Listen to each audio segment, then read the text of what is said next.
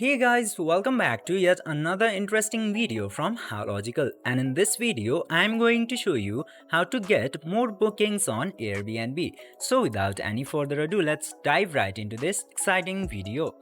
Now, in order to get more bookings into your Airbnb, you have to take care of three things at most. First of all, you just simply have to make sure that your place is super appealing while listing your place into Airbnb. Whenever you are creating the listing, make sure that you fulfill these three criterias very carefully and make sure to take sparkling high quality images of your place and it looks very great into your listing.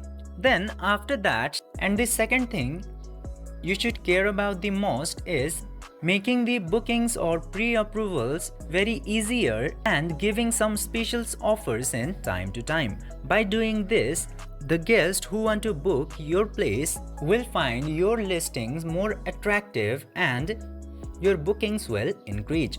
And the instant booking and pre-approvals saves their time too while booking the place. Then, last and very important thing, whenever you list a place and your guest will visit your place, you just simply have to ask for the reviews and the things that you should improve into your place. And you will also know what you can improve into your place and your listing.